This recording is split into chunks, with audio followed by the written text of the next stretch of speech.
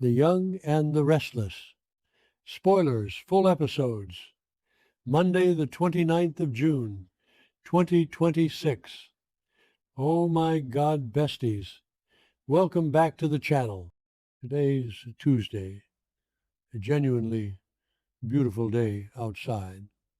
But inside my mind, it is a Category 5 hurricane. Grab your iced lattes, sit down, and buckle up, because we are diving straight into the absolute madness of Genoa City right now without a single second to waste. You guys, I am deceased. Stop what you are doing. I am literally filming this while I'm running errands, walking through the grocery store aisles, looking like an absolute lunatic because I just had to jump on here and vent. Wait, we need to talk about this now. I was mid-skin care and smeared charcoal mask all over the rug when I saw what just went down, and I literally had to yeet my phone across the room. Send help. My soul has actually left my body. We are not just watching this show anymore. We are invested. I am personally offended, totally spiraling, and physically vibrating from the sheer audacity of these people.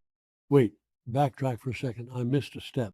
Okay, let me set the scene because the vibes were genuinely so chaotic. We are at the Genoa City Athletic Club, right? The lighting in the GCAC is always giving that weird, dim, we are hiding secrets aesthetic, which is honestly so unhinged. But anyway, Billy Abbott and Kane Ashby are sitting at the bar. Bestie, be for real right now. Seeing these two in the same breathing space is already a recipe for a total dumpster fire. They are sitting there looking all confused because they both got this super cryptic, weird text message about Jill Abbott. Billy is straight up panicking, thinking one of Jill's colleagues is in town to give them some grim health update. He is spiraling. Kane is just sitting there looking like a smug catalog model, and the tension is literally suffocating. And then, out of nowhere, Jill Abbott herself materializes. I am perfectly capable of delivering that news myself. I am literally shaking. The boss energy, the power. Jill strutting up to them and shutting down their little pity party before it even started is basically my new religion. Did I say that yet? Ugh, my brain is mush. Moving on. Jill sits down with them, and she drops the most insane, world-ending tea ever. She casually announces that Chancellor is back in Lily Winter's hands, and looking dead at Kane, she says, "And you are running it." I screamed. I genuinely screamed into a pillow. Billy's face, a cinematic masterpiece of pure, unfiltered jealousy and rage. He tries to play it cool, pretending he didn't already know, but you can see the vein popping out of his forehead. Billy immediately gets hot and starts throwing an absolute tantrum. He is going off on how Kane constantly gets a free pass.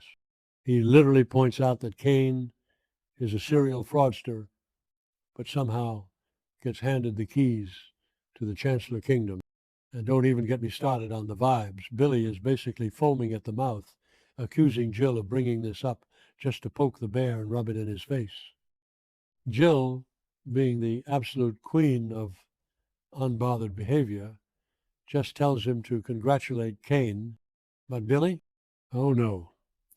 Billy cannot let anyone else have the spotlight for 5 seconds. He does this massive pivot and says, well, I'm fine with it because I have my own good news. He puffs out his chest and drops a nuclear bomb. Sally and I are getting married, and we are having a baby. Wait, I'm glitching. Okay, back to the main event. Billy and Sally, a baby? I am hyperventilating. Knowing everything Sally has been going through, knowing the absolute trauma and the history with Adam and the baby she lost, hearing Billy casually weaponize this pregnancy and engagement to win a measuring contest with Kane at the GCAC bar makes me so unwell. Kane, playing the role of the perfect gentleman, actually congratulates him. Jill, looking like she is trying to solve a complex math problem in her head, asks Billy if this is really what he wants. Billy defends it, saying Sally is good for him and the baby will bring joy to their lives. Jill says she is happy for them, but you can genuinely tell she is terrified for this unborn child and this chaotic relationship. But does Billy stop there and enjoy his happy moment? Absolutely not.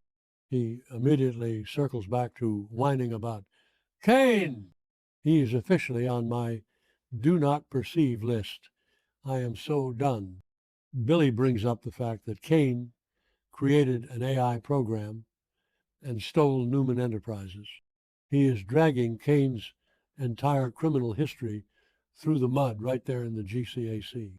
Kane just sits there, completely unbothered, and says, I'm a different person now. Sure, January.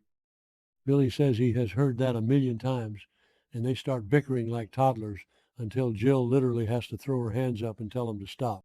And then Billy, looking like a wounded puppy, demands that Jill look him in the eye and tell him why he is not good enough to run Chancellor, saying it is the only way he can move on. The inferiority complex is jumping out, you guys. It is giving Major I cannot even energy. Oh, hold on. I should have mentioned this earlier, but Victor Newman is somewhere in the background reflecting on his past with his estranged wife, Nikki, manifesting a total dumpster fire by the next update, because Victor reflecting on anything usually means someone is about to get destroyed. Anyway, let's teleport over to Crimson Lights, because the aesthetic shift from the dark GCAC to the bright, overly caffeinated coffee shop is giving me whiplash. Claire, Nick Newman, and Victoria Newman are sitting there looking like they haven't slept since 2012. They are taking a desperately needed break from the hospital. The pastry case in the background looks so good, by the way. I saw a blueberry muffin that literally distracted me for a solid 10 seconds anyway. Focus! Sharon Newman and Noah Newman walk in, and the whole group convenes on the patio. Victoria starts updating them on Nikki's condition. You guys, Nikki has lost her vision. I am genuinely sobbing after the blinding headaches, after Victor literally drugged her and manipulated her into signing away her Newman Enterprises shares. Nikki is now blind. Noah asks the question. We are all screaming at our screens. When is Nikki going to get her vision back? Nick looks completely defeated. He tells Noah that it could be days, it could be weeks, or it could be never. There are zero guarantees. I am physically sick to my stomach. Victor's out there looting her estate while she is lying in a hospital bed, unable to see. The villain arc is about to go nuclear. I am calling it right now. Victoria decides she cannot handle the coffee shop small talk anymore and heads back to the hospital, probably to glare at Victor and try to figure out what he has done to their mother. While they are all sitting there drowning in misery, Holden Novak walks up to the patio.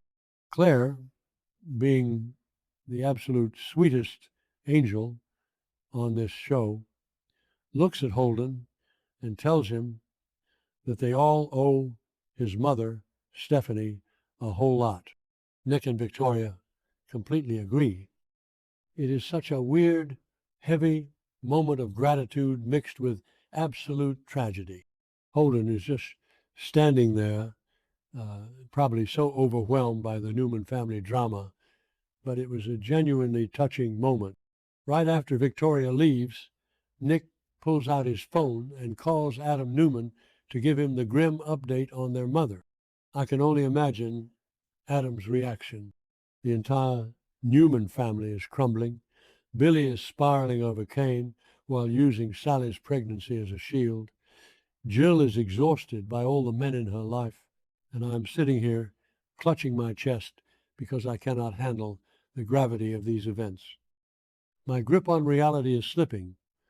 This show is now my entire personality, and I am not okay.